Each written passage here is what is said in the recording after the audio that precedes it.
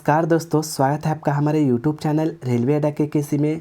दोस्तों आज हम लोग बात करने वाले हैं एसएससी एमटेस्ट एग्ज़ाम एनालिसिस 2023 के बारे में। यहाँ से आपको जीके जैसे संबंधित जो भी महत्वपूर्ण प्रश्न है दोस्तों, उसको आज हम लोग कवर करने वाले हैं। और आज आपको ये सेट प्रैक्टिस तीसरा दिन है, आप देख सकते हैं तीसरा दिन है, जिसमें आपको बताना है कितना सही है कितना गलत है, तो इसको आप कमेंट में ज़रूर बताइएगा। बात करते हैं, आज का पहला प्रश्न है दोस्तों, ब्रिटिश भारत में। ब्रिटिश भारत का अर्थ होता है दोस्तों 1600 से लेकर आपको 1947 से पहले तक का भारत जो है आपको ब्रिटिश भारत कहलाएगा। तो यहाँ पे ब्रिटिश भारत में वायसराय कैनिंग ने निम्नलिखित में किस समूह के लिए तूफान में तरंग रोधक शब्द का प्रयोग किया था। तो ये एक शब्द है जो समूह के लिए प्रयोग किया गया था लॉर्ड कैनिंग के द्वारा। आपको बता दें भारत के पहले वायसराय जो है लॉर्ड कैनिंग ही थे, तो उन्होंने यह शब्द जो है भारतीय रजवाड़ों के लिए प्रयोग किया था। तो भारत में उस समय जो भी रजवाड़ा थे उनको लिए आपको एक शब्द लाया था तूफान में तरंग रोधक, ये शब्द आपको याद रखेगा भारतीय रजवाड़ों के लिए था। नेक्स्ट है दोस्तों, दूसरा नंबर प्रश्न है, निम्नलिखित में कौन सा तत्व जो है धातु और अधातु दोनों का गुणधर्म प्रदर्शित नहीं करते हैं। यानी इसमें कौन सा ऑप्शन रहेगा जो हमारा उपधातु नहीं है। तो उपधातु के बारे में आपको जानकारी होनी चाहिए। टोटल उपधातु की संख्या 7 है, जिसमें आपको सिलिकॉन है, जर्मेनियम है, टेल्यूरियम है। लेकिन ये दोस्तों आपको ऑप्शन नंबर डी देख रहे हैं आप आयोडीन, तो ये आयोडीन उपधातु नहीं है दोस्तों, ये इसको आपको याद रखना है। नेक्स्ट है तीसरा प्रश्न जो है आपको ये हिस्ट्री का क्वेश्चन है दोस्तों, नचिकेता आख्यान का उल्लेख किस में मिलता है। तो ये जो आख्यान है, जो व्याख्या है आपको नचिकेता आख्यान का, तो इसका उल्लेख जो दोस्तों मिलता है आपको कठोर उपनिषद में मिलता है। यानी ऑप्शन नंबर बी आप देख सकते हैं कठोर उपनिषद, इसी में आपको मिलता है नचिकेता आख्यान का उल्लेख। नेक्स्ट क्वेश्चन है दोस्तों 4 नंबर प्रश्न देखिएगा, ब्रिटिश व्यवस्था में आपको रैयतवाड़ी व्यवस्था थी जिसमें भू राजस्व संग्रह किया जाता था। तो भारत के किस क्षेत्र में प्रचलित था। तो जब भी याद रखिएगा रैयतवाड़ी व्यवस्था जब भी आएगा आपको तो याद रखना है दक्षिणी क्षेत्र में था। ये साउथ जो क्षेत्र है, साउथर्न आपको यहाँ पे जो क्षेत्र है आपको दक्षिणी क्षेत्र, वहाँ पे रैयतवाड़ी व्यवस्था बहुत ज़्यादा प्रचलित थी। और इससे याद रखिएगा थॉमस मुनरो को, इन्होंने इसके संस्थापक माना जाता है। नेक्स्ट है, देव समाज के संस्थापक निम्नलिखित में से कौन था। तो देव समाज से पूछ रहे हैं तो दोस्तों आपको याद रखें ऑप्शन नंबर बी, यानी शिव नारायण अग्निहोत्री। याद रखिएगा शिव नारायण अग्निहोत्री के द्वारा ही आपको यहाँ पे देव समाज की स्थापना की गई थी। नेक्स्ट दोस्तों क्वेश्चन है आपको 6 नंबर प्रश्न है, भारतीय राष्ट्रीय कांग्रेस को किसने भीख मांगने वाली संस्था कहा था। तो आपको बता दें यहाँ पे बाल गंगाधर तिलक, आप देख सकते हैं ऑप्शन नंबर सी है, बाल गंगाधर तिलक के द्वारा ही आईएनसी को बोला गया था क्या, यह एक भीख मांगने वाली संस्था है। याद रखिएगा बाल गंगाधर तिलक के द्वारा बोला गया था।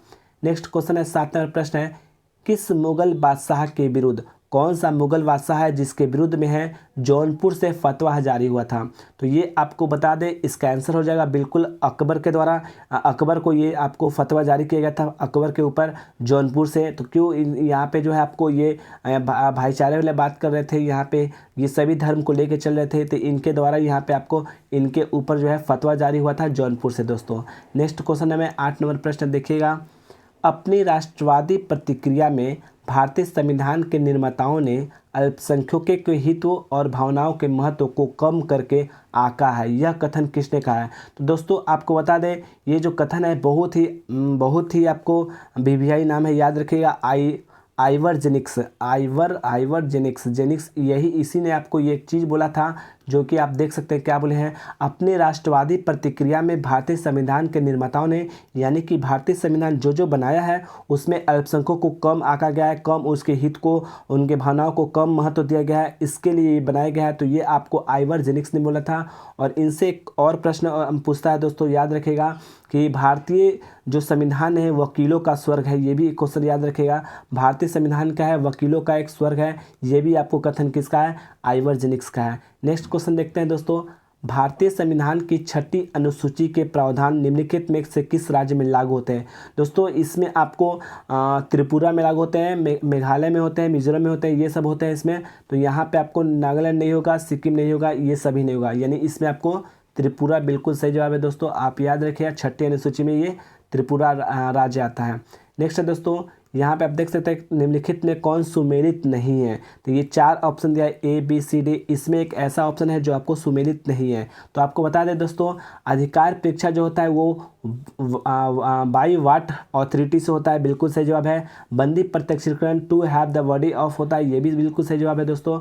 परमादेश का बात करें तो ये वी कमांड होता है, ये भी बिल्कुल सही जवाब है। लेकिन प्रतिषेध जो है, प्रतिषेध ये टू बी सर्टिफाइड नहीं होता है दोस्तों। नेक्स्ट क्वेश्चन है दोस्तों 11 नंबर प्रश्न, आप देखिएगा, भारत का प्रथम परमाणु रिएक्टर का नाम क्या है। तो भारत का प्रथम परमाणु रिएक्टर जो है वो अप्सरा है, ऑप्शन नंबर बी देख सकते हैं अप्सरा।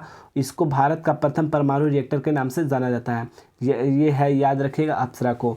नेक्स्ट है, किस देश का राष्ट्रीय चिन्ह जो है वाटर लिली है। तो दोस्तों आपको बता दें, ये जो आपको देश है बांग्लादेश, तो बांग्लादेश का राष्ट्रीय जो चिन्ह है, आपको राष्ट्रीय चिन्ह बांग्लादेश का वो आपको क्या है, वाटर लिली है। और ये याद रखें, बांग्लादेश जो है आपको 1971 में ये आपको स्थापना हुआ था। बांग्लादेश देश के ये पाकिस्तान से ये अब अलग होके इनका अलग देश बना था 1971 में। और इनके राष्ट्रीय जो गान है आपको वो कौन है, अमार सोनार बांग्ला। तो ये जो लिखे हैं आपको किसने लिखा है, आपको याद रखिए भारत के जो जनगण मन लिखे हैं जिनका नाम क्या है आपको याद होना चाहिए।